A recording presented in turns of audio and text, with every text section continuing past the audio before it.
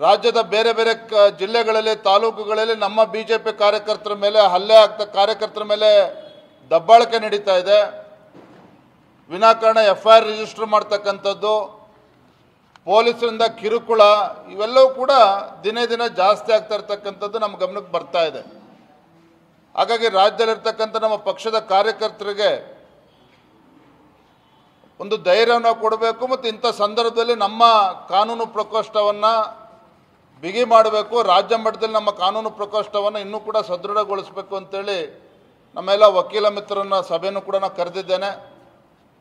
ತಮ್ಮ ಮೂಲಕ ನಮ್ಮ ರಾಜ್ಯದಲ್ಲಿರ್ತಕ್ಕಂಥ ಕಾರ್ಯಕರ್ತರಿಗೆ ನಾನು ಹೇಳೋದಕ್ಕೆ ಇಚ್ಛೆಪಡ್ತೇನೆ, ಯಾರೂ ಕೂಡ ಧೃತಿಗೆಡ್ತಕ್ಕಂಥ ಪ್ರಶ್ನೆನೇ ಅಲ್ಲ. ಈ ಬಂಡ ಕಾಂಗ್ರೆಸ್ ಸರ್ಕಾರ ಏನಿದೆ, ಈ ಸೋಲಿನ ಹತಾಶೆಯಿಂದ ನಮ್ಮ ಕಾರ್ಯಕರ್ತರ ಮೇಲೆ ದಬ್ಬಾಳಿಕೆ ಮಾಡ್ತಕ್ಕಂಥ ಕೆಲಸ ಏನು ಮಾಡ್ತಾ ಇದೆ, ಅದನ್ನು ಧೈರ್ಯವಾಗಿ ಎದುರಿಸ್ತಕ್ಕಂಥ ಕೆಲಸ ನಾವು ಮಾಡ್ತೇವೆ. ಪ್ರತಿಯೊಂದು ಜಿಲ್ಲೆಯಲ್ಲಿ, ಪ್ರತಿಯೊಂದು ತಾಲೂಕಿನಲ್ಲೂ ಸಹ, ಮಂಡಲ ಮಟ್ಟದಲ್ಲೂ ಸಹ ನಮ್ಮ ಕಾನೂನು ಪ್ರಕೋಷ್ಠವನ್ನು ಗಟ್ಟಿಗೊಳಿಸ್ತಕ್ಕಂಥ ಕೆಲಸ ನಾವು ಮಾಡೋರಿದ್ದೇವೆ. ಆ ನಿಟ್ಟಿನಲ್ಲಿ ಇವತ್ತು ಕೂಡ ನಾನು ಸಭೆಯನ್ನು ಕರೆದಿದ್ದೇನೆ. ಎಲ್ಲೋ ಒಂದು ಕಡೆ ರಾಜ್ಯದಲ್ಲಿದ್ದ ಕಾಂಗ್ರೆಸ್ ಪಕ್ಷ ಲೋಕಸಭಾ ಚುನಾವಣೆಯಲ್ಲಿ ಅವರ ನಿರೀಕ್ಷಿತ ಮಟ್ಟದಲ್ಲಿ ಅವರಿಗೆ ಫಲಿತಾಂಶ ಬಂದಿಲ್ಲ. ತಾವು ನಂಬಿದ್ದಂಥ ಗ್ಯಾರಂಟಿಯಿಂದ ರಾಜ್ಯದಲ್ಲಿ 18-20 MP ಗೆಲ್ತೇವೆ, ಲೋಕಸಭಾ ಸ್ಥಾನಗಳನ್ನು ಗೆಲ್ತೇವೆ ಅನ್ನೋ ಭ್ರಮೆಯಲ್ಲಿದ್ದರು. ಲೋಕಸಭಾ ಚುನಾವಣೆಯಲ್ಲಿ ರಾಜ್ಯದಲ್ಲಿ, ದೇಶದಲ್ಲೂ ಕೂಡ ಹಿನ್ನಡೆ ಆಗಿದೆ, ರಾಜ್ಯದಲ್ಲೂ ಕೂಡ ಕಾಂಗ್ರೆಸ್ ಪಕ್ಷಕ್ಕೆ ಹಿನ್ನಡೆ ಆಗಿದೆ. ಹಾಗಾಗಿ ಎಲ್ಲೋ ಒಂದು ಕಡೆ ಅವರ ಸಿಟ್ಟನ್ನು ರಾಜ್ಯದ ಜನರ ಮೇಲೆ ತೋರಿಸ್ತಾ ಇದ್ದಾರೆ. ನೋಡಿದ್ದೀವಿ, ಹಿಂದೆ ಸ್ಟ್ಯಾಂಪ್ ಡ್ಯೂಟಿ ಜಾಸ್ತಿ ಮಾಡಿರ್ತಕ್ಕಂಥದ್ದು ಕೂಡ ನಾವು ನೋಡಿದ್ದೇವೆ. ಅದ್ರ ಬಗ್ಗೆನೂ ಕೂಡ ನಾವು ವಿಧಾನಸಭೆ ಒಳಗಡೆ ಹೊರಗಡೆ ಅದ್ರ ಬಗ್ಗೆ ಚರ್ಚೆ ಮಾಡಿದ್ದೇವೆ.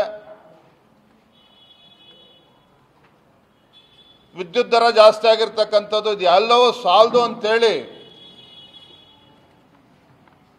ತಮ್ಮ ಗ್ಯಾರಂಟಿಗಳನ್ನು ಈಡೇರಿಸೋದಕ್ಕೆ ಸಾಧ್ಯ ಆಗದೆ ಇರತಕ್ಕಂಥ ಸಂದಿಗ್ಧ ಪರಿಸ್ಥಿತಿಯಲ್ಲಿರ್ತಕ್ಕಂಥ ರಾಜ್ಯ ಸರ್ಕಾರ ಇವತ್ತು ಪೆಟ್ರೋಲ್ ರೇಟನ್ನು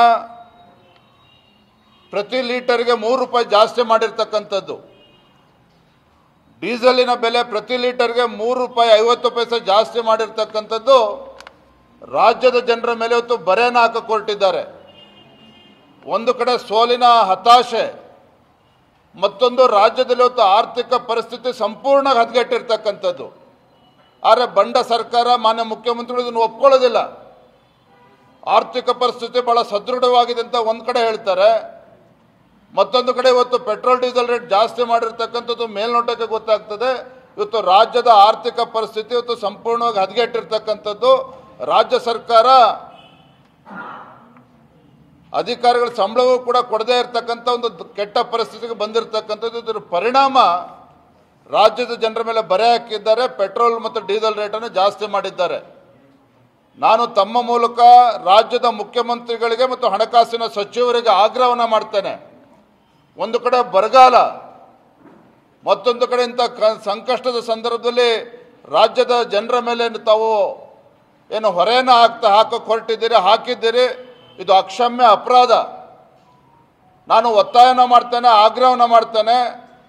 ಮಾನ್ಯ ಮುಖ್ಯಮಂತ್ರಿಗಳು ತಮ್ಮ ಬಂಡತನವನ್ನು ಬಿಟ್ಟು ತತ್ಕ್ಷಣ ಇವತ್ತೇನು ಪೆಟ್ರೋಲು ₹3 ಏರಿಸಿರ್ತಕ್ಕಂಥದ್ದು, ಡೀಸೆಲ್ಗೆ ₹3.5 ಏರಿಸಿರ್ತಕ್ಕಂಥದ್ದು, ತತ್ಕ್ಷಣ ಇದನ್ನು ಹಿಂಪಡಿಬೇಕು.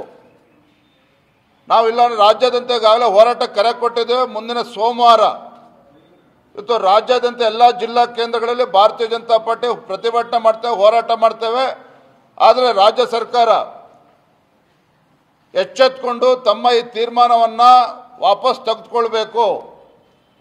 ರಾಜ್ಯದ ಜನರಿಗೆ ಅನ್ಯಾಯ ಮಾಡೋದಕ್ಕೆ ಭಾರತೀಯ ಜನತಾ ಪಾರ್ಟಿ ಯಾವುದೇ ಕಾರಣಕ್ಕೂ ಬಿಡ್ತಕ್ಕಂಥ ಪ್ರಶ್ನೆನೇ ಇಲ್ಲ. ಈ ತೀರ್ಮಾನವನ್ನು ಹಿಂತೆಗೆದುಕೊಳ್ಬೇಕು ಅಂತೇಳಿ ನಾನು ತಮ್ಮ ಮೂಲಕ ರಾಜ್ಯದ ಮುಖ್ಯಮಂತ್ರಿಗಳನ್ನ ಆಗ್ರಹವನ್ನು ಮಾಡ್ತಾ ಇದ್ದೇನೆ.